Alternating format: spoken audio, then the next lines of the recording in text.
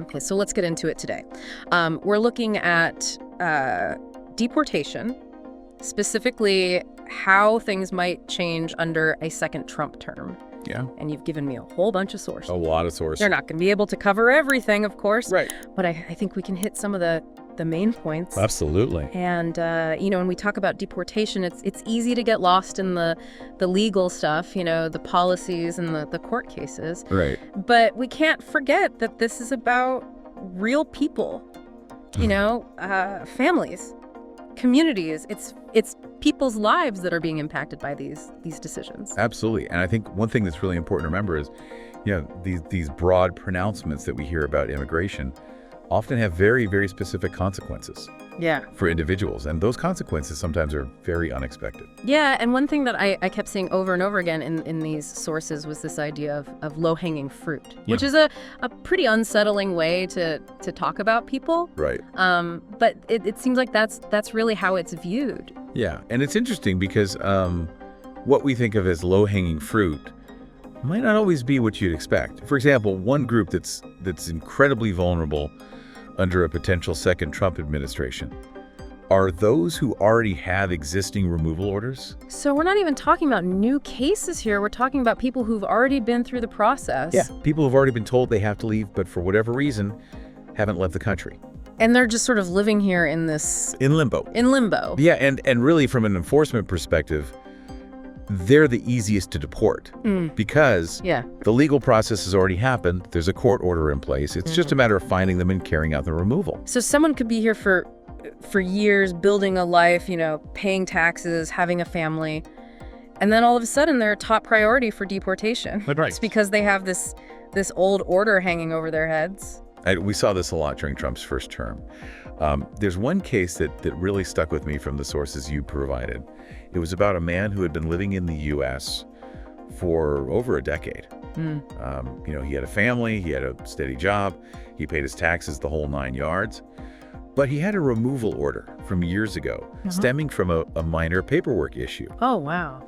And under the increased enforcement during Trump's first term, he was suddenly detained and deported, leaving his entire family in turmoil. I mean, that's just heartbreaking. It must be like living with this constant fear, this uncertainty. Yeah, this constant state of legal limbo. Now, another group that really caught my attention as a potential target were people who overstay their visas, specifically those who come in through programs like SD.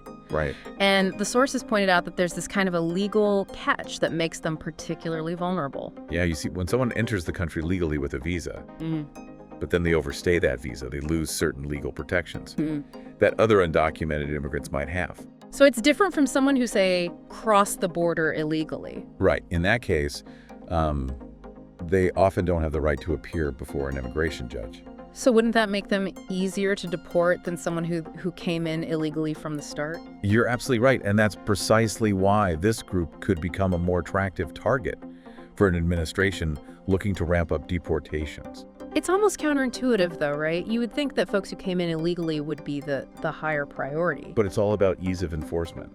Right. It's not always about who deserves to be here. Exactly. It's about who's easiest to remove. And that brings us to this whole issue of criminal immigrants, which was a huge part of Trump's rhetoric during his first term. Right. And these sources suggest that it could be even more central to a second term. It's a powerful phrase, criminal immigrants. It evokes a lot of fear, and it's often used to justify harsh enforcement measures. But I think it's important to unpack that phrase a little bit, Yeah. Because it's often used without a lot of nuance. So help me understand that complexity. For one thing, we need to remember that statistically, only a small percentage of immigrants actually engage in serious criminal activity. Oh. And it's really important to distinguish between minor offenses and the kinds of serious crimes that would likely be prioritized for deportation under any administration. Right, and one of the sources even pointed out a case where someone was deported for a DUI that they got in their early 20s. Wow. Meanwhile, people who had committed far more serious crimes were being overlooked. Simply because their cases were more complex. So it really makes you question whether a system that casts such a wide net is actually effective in protecting public safety. Wouldn't it make more sense to focus resources on those who pose the greatest threat? Absolutely. One of the sources even used the phrase swatting flies with a sledgehammer to describe this approach. Yeah, that's a great analogy. I mean, if a hospital treated every patient with a sniffle, the same way they treated someone having a heart attack, the system would collapse. Exactly. And that's what we're starting to see with the immigration system, Right. when we fail to prioritize effectively. Okay, so we've got those with prior removal orders, those who overstay certain visas, and this whole complex issue of criminal immigrants. But there's another layer to this that I think is really important to unpack, and that's the impact on families. Right. Especially those with mixed immigration status. Yeah, this is something that often gets lost in the broader discussion about deportation. Deportations don't just impact individuals, they ripple through entire families and communities. And one thing that I found really interesting in these sources was this almost paradoxical situation where you have legal residents and U.S. citizens who support Trump's immigration policies despite having undocumented family members. Right. How do we make sense of that? Well, I think it speaks to the power of narratives Mhm. and how information is presented. You know, some people might believe that only criminals or recent arrivals will be targeted and that their loved ones are safe. But as we've seen, that's not always the case. Trump's broad enforcement during his first term really blurred those lines. It did. And there were a lot of people who had been living peacefully in the U.S. for years, who were swept up in this deportation dragnet. Absolutely. And one of the sources shared a really heartbreaking story about a woman who had been living in the U.S. for over 2 decades. She was a respected member of her community. She ran a small business. She was raising her 2 U.S.-born children. And despite having no criminal record, she was detained and deported after a routine traffic stop Wow. because of an old deportation order stemming from a visa overstay years ago. Oh my gosh. And her children were left to navigate the foster care system separated from their mother and their community. That's just devastating. And I can only imagine the kind of fear and anxiety that creates for families. Absolutely. Even for those where everyone has legal status. Yeah. You know, if your uncle and your cousin can be deported, Yeah. even if they've done nothing wrong, what does that say about your own security? It creates this climate of fear. And uncertainty that Yeah. permeates entire communities. And that's something that I think is important for all of us to consider. Even if you're not directly affected by these potential changes, it's likely that someone you know, someone in your community will be. Absolutely. These policies have very real human consequences. And it's crucial to keep that in mind as we navigate this complex and often emotionally charged issue. Yeah. Absolutely. I think that's a great point to kind of pause for now. We've covered a lot of ground, but obviously there's still a lot more to discuss. Right. But we'll pick up the conversation in the next part of our deep dive. Looking forward to it. You know, building on that idea of human consequences, I think it's important to talk about enforcement priorities, which is something that often gets lost in all the political back and forth. But it's crucial to understanding how a system with limited resources can actually function. Right, because we can't deport everyone, as much as some politicians might like to suggest that that's possible. So the question becomes, if we can't deport everyone, who do we prioritize? And that gets really tricky, not just logistically, but morally as well. Right. And one of the key takeaways from these sources is that Trump's approach during his first term, which essentially treated all undocumented immigrants as equal priorities, actually made the system less effective in terms of protecting public safety. That seems counterintuitive. How does focusing on everyone make the system less effective? Well, think about it like this. When you flood the system with cases, regardless of their severity, you create massive backlogs. Okay. Courts get jammed up, detention centers overflow, and cases can drag on for years. So someone who committed a serious crime could end up taking a backseat to someone who overstayed their visa by a few weeks. Exactly. One source highlighted a case where a man had been convicted of a violent crime, but his deportation proceedings were delayed for years because the system was so overloaded. Meanwhile, individuals with minor offenses or technical violations were being deported quickly because their cases were simpler. So it's like going to the ER with a sprained ankle and getting seen before someone who's having a heart attack. That's a pretty sobering thought. And it highlights how failing to prioritize effectively can actually make us less safe, not more. Right. Another issue that arose during Trump's first term, and that these sources touch on, is the erosion of what's called prosecutorial discretion. Okay.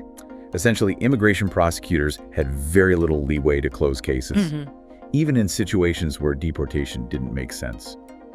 from a public safety or humanitarian standpoint. So even if a prosecutor thought, hey, this person has been here for 20 years, they have U.S. citizen children, they've built a life here, they pose no threat, it doesn't make sense to waste resources deporting them. They couldn't really do anything about it. Pretty much, yeah. And that loss of discretion had real consequences. One source highlighted the story of a young woman who was brought to the U.S. illegally as a child. Okay. She grew up here, excelled in school, was even valedictorian of her high school class. She had no criminal record, was a contributing member of her community, and had applied for DACA. However, because of a minor traffic violation, she was flagged for deportation. Oh. And even though her case seemed like a perfect candidate for prosecutorial discretion, you know someone who posed no threat, had strong ties to the U.S., and was actively trying to adjust her status. The prosecutor's hands were tied. And she was deported. She was deported, separated from her family, and the only country she'd ever known. It really makes you wonder, what's the purpose of a system that prioritizes deportation over common sense and compassion? Right. So for our listeners who might be thinking, okay, this is all very concerning, but what can I do about it? Well, first and foremost, I can't give specific legal advice. Yeah. But I cannot emphasize enough the importance of seeking qualified legal counsel. If you're concerned about your status or the status of someone you know. Right, we're not lawyers here. And these sources have definitely highlighted how even seemingly straightforward situations can have unexpected legal twists and turns. Absolutely. And beyond legal advice, I think it's crucial to stay informed, understand your rights, and to engage in the political process. Vote for candidates who support policies that you believe in. Contact your elected officials. Support organizations that are advocating for immigrant rights. These issues impact all of us, regardless of our immigration status. It's about being an active and informed citizen. Exactly. And remember, knowledge is power. The more you understand about the system, the better equipped you'll be to navigate it. Advocate for yourself and others, and push for positive change. Okay, so we've talked about the need for prioritization, the dangers of system overload, and the importance of legal representation. But what about solutions on a broader scale? What are some potential ways to address these systemic problems? Well, one idea that's been gaining traction, and that's mentioned in some of these sources, is the concept of universal legal representation in immigration court. Okay. Essentially, this would function like a public defender system for immigration cases, ensuring that everyone facing deportation has access to quality legal counsel, regardless of their ability to pay. I mean, we already provide public defenders in criminal cases, so why not extend that same right to those facing deportation, which can have equally life-altering consequences? Exactly. And studies have shown that immigrants with legal representation are significantly more likely to have successful outcomes in their cases. It's not just a matter of fairness. It also helps ensure that the system is functioning more effectively and focusing on the cases that pose the greatest risk to public safety. It seems like a no-brainer. Providing legal representation would help to level the playing field and create a system that's more just and more efficient. It would also likely reduce the backlog in this system. You know, if more people have access to legal counsel, cases might be resolved more quickly, freeing up resources to focus on those that truly pose a risk. Okay, so we've got universal legal representation as one potential solution. What else? One of the most significant drivers of undocumented immigration is the lack of legal pathways for people to come to the U.S. Okay. You know, many people resort to crossing the border illegally or overstaying visas because they have no other options. So addressing this would involve expanding visa programs, making it easier for people to apply for green cards, streamlining the process for legal immigration. Precisely. And this isn't just about doing the right thing from a humanitarian perspective. It also makes sense economically. Many industries in the U.S. rely heavily on immigrant labor, and creating more legal pathways would help meet those workforce needs, while also reducing the number of people who are forced to live in the shadows. It's about creating a system that works for everyone. Exactly. Another idea that's often discussed is addressing the root causes of migration in sending countries. Right. You know, many people who come to the U.S. undocumented are fleeing poverty, violence, or persecution. It's not always about a desire to break the law. It's about survival, seeking safety and a better life for themselves and their families. Absolutely. And by addressing those issues at their source. Through foreign aid, diplomacy, and support for human rights, we could reduce the push factors that drive people to leave in the first place. It's a long-term solution, but one that could have a significant impact on reducing the flow of undocumented migration to the U.S. Absolutely. It's about taking a holistic approach, recognizing that immigration is a global issue that requires global solutions. I completely agree. It's about understanding the interconnectedness of these issues and working towards solutions that benefit everyone, both here in the U.S. and in the countries where these migrants are coming from. This is all really insightful. It's given me a lot to think about. So, with all these potential solutions and complexities in mind, where do we go from here? Well, I think the most important thing is to recognize that we're not powerless. We can make our voices heard, advocate for policies that we believe in, and support organizations that are working to create a more just and humane immigration system. We can all play a part in shaping the future of immigration policy. It's not just about politicians and policymakers, it's about all of us. Absolutely. And I think that's a great point to wrap up this part of our deep dive. We've covered a lot of ground, but the conversation doesn't end here. We'll be back soon to explore some specific case studies and delve deeper into the human stories behind these policy debates. Okay, so we're back for the final part of our deep dive into deportation under a potential second Trump term. And, we've covered a lot of ground so far, the groups most likely to be targeted, the problems with system overload, that need for prioritization. We even talked about some bigger picture solutions like universal legal representation, addressing the root causes of migration. But for this last part, I really want to hear from you. What do you think would be the most effective and just way to approach this whole issue of deportation, especially in light of, possible second Trump term? Yeah, that's the million-dollar question, isn't it? It really is. And there are no easy answers. Right. It's a complex issue. There's no one-size-fits-all solution. But I think based on what we've talked about and drawing from these sources, we can identify some key principles that should guide any approach to deportation if we want it to be both effective and D. Okay, I like that. So what are those guiding principles? Well, first and foremost, we need a system that prioritizes public safety. Seems pretty obvious. It does. Ah, But as we've discussed, the current system doesn't always do that very well. right. It often fails to distinguish between those who pose a genuine threat and those who don't. Right.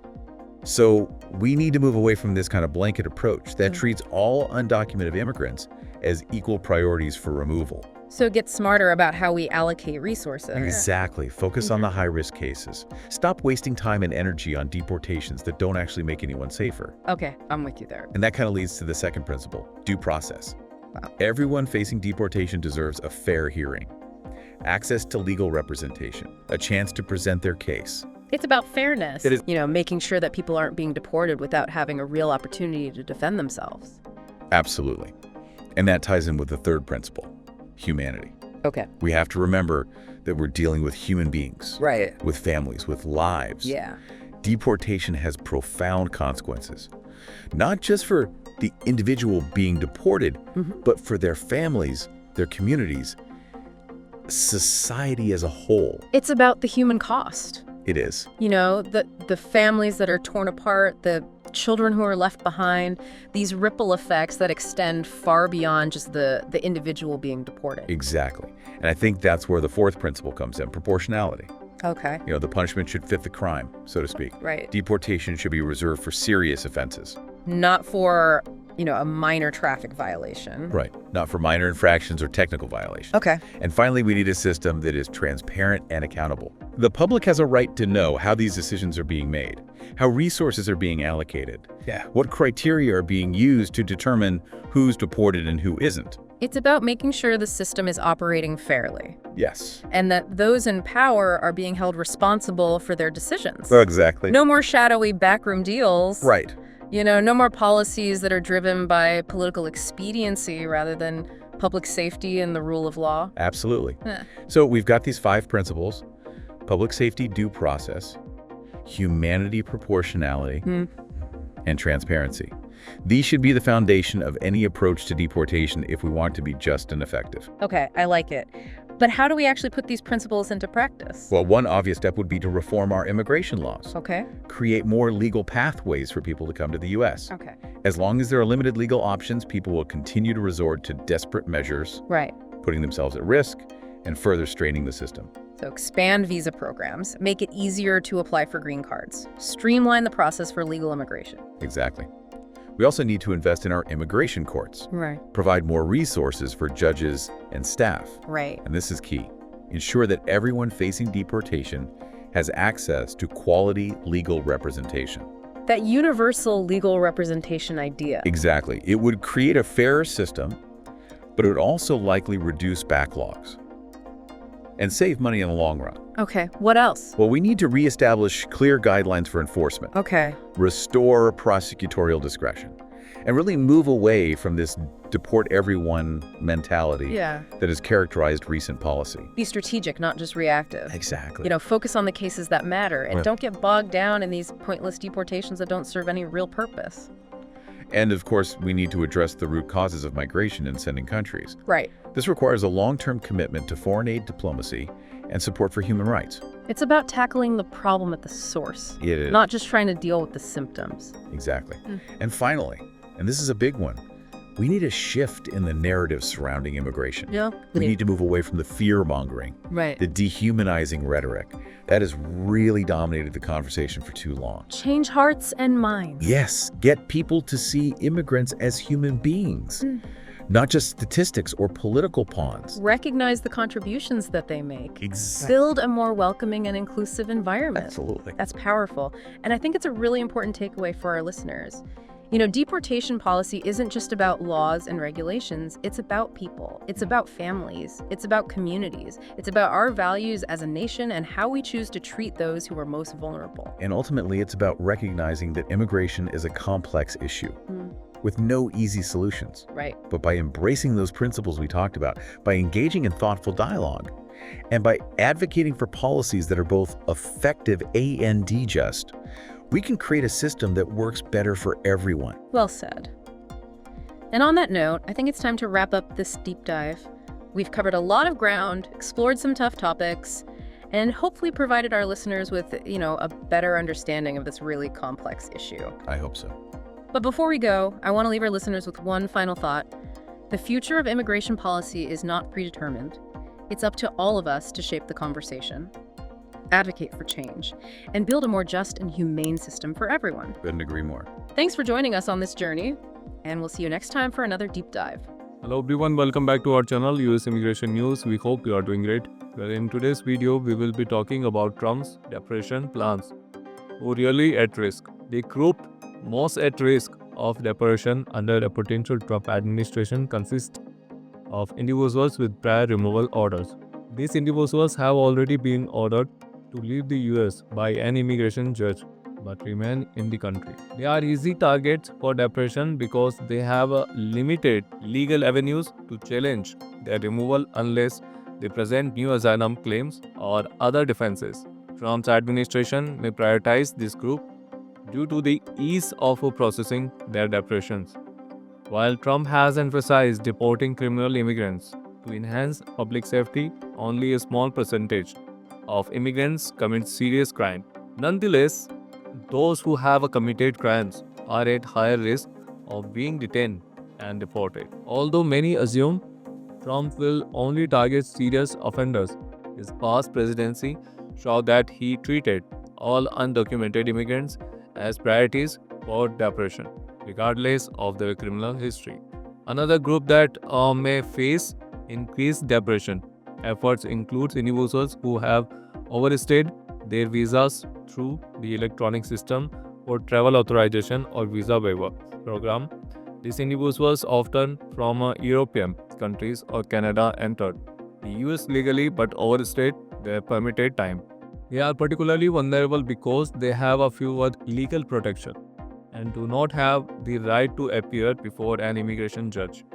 In past administration, this group was not a primary focus of deportation efforts, but they could pick up more prominent targets. A paradox exists within immigrants communities where some individuals with legal status support Trump's deportation policies, even though their undocumented family members could be at risk. Many supporters believe Trump would only target serious criminals, but his previous term showed that anyone unlawfully present was subject to deportation. Trump's broad approach to deportation, where all undocumented immigrants were treated as a priority, clogged the immigration system during his first presidency.